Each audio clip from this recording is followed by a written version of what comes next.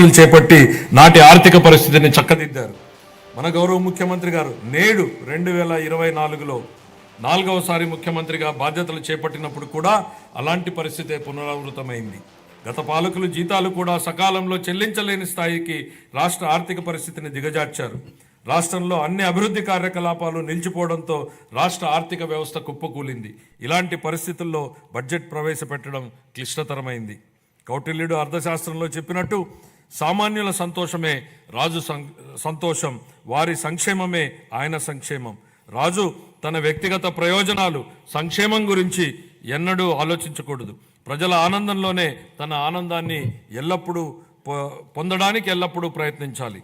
నందరాజ వంశపు దుర్మార్గపు పాలన తర్వాత సుసంపన్నమైన మరియు న్యాయపాలనను స్థాపించడంలో చంద్రగుప్త మౌర్యుడికి కౌటిల్యుడి మార్గదర్శకం వహించినట్లే గత ప్రభుత్వ పాలనలోని విధ్వంసకర విధానాల తర్వాత గౌరవనీయ ముఖ్యమంత్రి గారు పారదర్శక, సంక్షేమం మరియు శాంతి భద్రతలతో కూడిన పాలనతో ప్రగతి పథం వైపు నడిపిస్తున్నారు. మన రాష్ట్ర పునర్నిర్మాణం కోసం ముఖ్యమంత్రి గారు నిరంతరం శ్రమిస్తున్నారు. మన రాష్ట్రంలో లభ్యమవుతున్న మౌలిక సదుపాయాల అవసరాలను బేరీజు వేసి కొత్త ఆర్థిక వృద్ధి అంశాలను గుర్తించి కొత్త విధి విధానాలతో రాష్ట్ర పురోగమనానికి కావలసిన విధానాన్ని సంస్కరణలను తీసుకువచ్చారు. గౌరవ ముఖ్యమంత్రి శ్రీ నారా చంద్రబాబు నాయుడు గారు మన రాష్ట్రాభివృద్ధి కోసం 1990వ దశకంలోనే విజన్ 2020 డాక్యుమెంట్ను రూపొందించారు.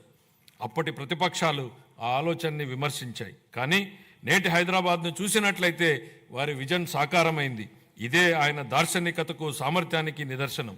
మళ్ళీ 2024లో మరొక గొప్ప విజన్ను దిశానిర్దేశం చేస్తూ గౌరవ ముఖ్యమంత్రి గారు స్వర్ణాంధ్ర 2047కు శ్రీకారం చుట్టి రాష్ట్రాభివృద్ధికి మార్గనిర్దేశనం చేశారు.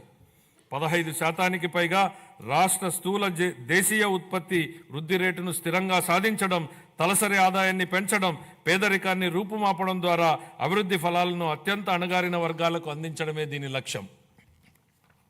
మా ప్రభుత్వం స్వర్ణాంధ్ర 2047 దిశగా పనులను మొదలుపెట్టింది.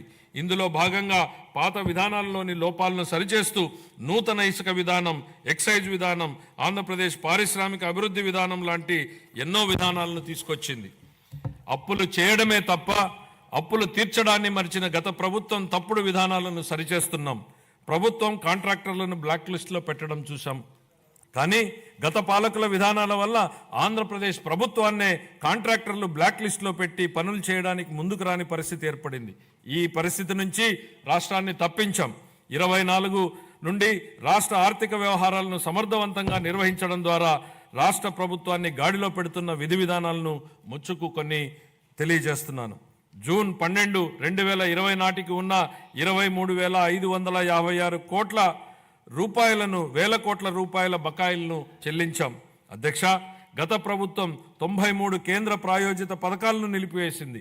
9,371 కోట్ల రూపాయల బకాయిలను చెల్లించడం ద్వారా 74 పథకాలను మా ప్రభుత్వం పునఃప్రారంభించింది. దీనివల్ల కేంద్రం ప్రభుత్వం నుంచి మన రాష్ట్రానికి మరిన్ని నిధులు అందాయి. నీటిపారుదల, రహదారులు మరియు ఇతర పనులకు సంబంధించి 12,735 కోట్ల రూపాయల బకాయిలను చెల్లించడం వల్ల రాష్ట్ర ఆర్థికాభివృద్ధి పునరుత్తేజితమైంది. పంచాయతీలు మరియు మున్సిపాలిటీలను బలోపేతం చేయడానికి 2,793 కోట్ల రూపాయల ఆర్థిక సంఘం నిధులను మా ప్రభుత్వం చెల్లించింది. ఎన్టీఆర్ భరోసా, ఎన్టీఆర్ వైద్య సేవ మరియు దీపం 2.0 పథకాలకు 31,613 వేల కోట్ల రూపాయల్ని మా ప్రభుత్వం విడుదల చేసింది. మన రాష్ట్ర అభివృద్ధికి ఎన్డీఏ కట్టుబడి ఉంది. గౌరవ ప్రధానమంత్రి శ్రీ నరేంద్ర మోడీ గారి సహకారం